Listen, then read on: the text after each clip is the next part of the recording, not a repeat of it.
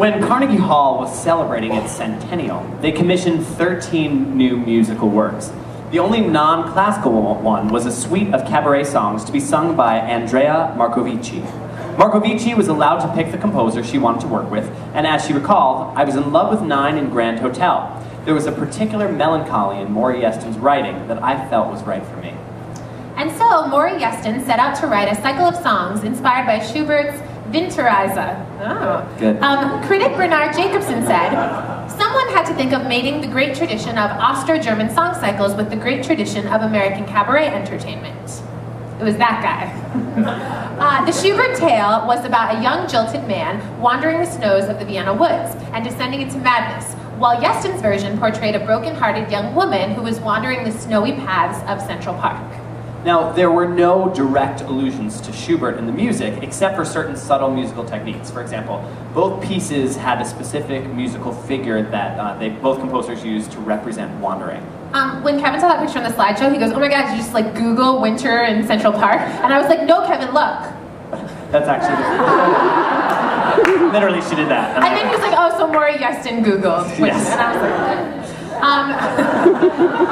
we got December songs, it's funny.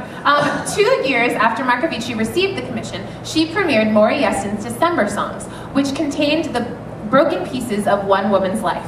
Here to sing from that show is Katie Schorr. Woo!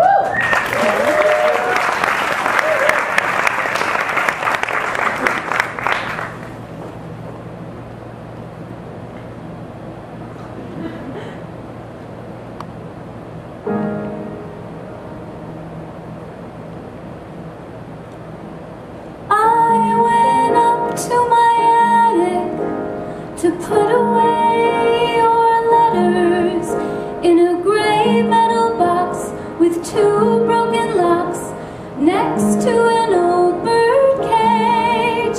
When I went to put your letters inside, I found another packet covered in dust and smelling of must.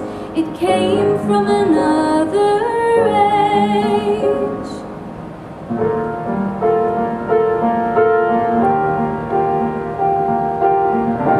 My grandmother's love letters held in her trembling hands when she was 17. They were a world to her, they were her youth, they made her whisper low. 77 years ago.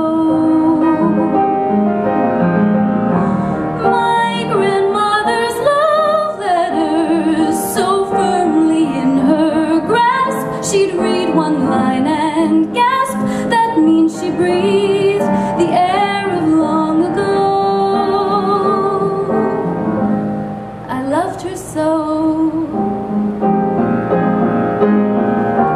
Some things you never know, what makes the tide come in and the little flower grow.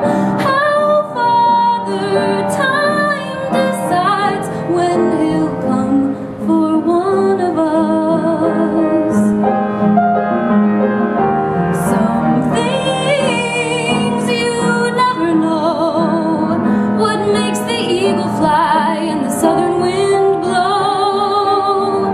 These things, they come, they go like portents, omens, dreams. You never know.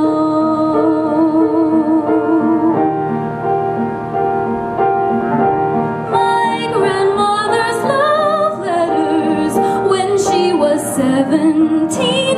Think what they had to mean. They were a world to her, they were her youth. She tied them with a bow 77 years ago.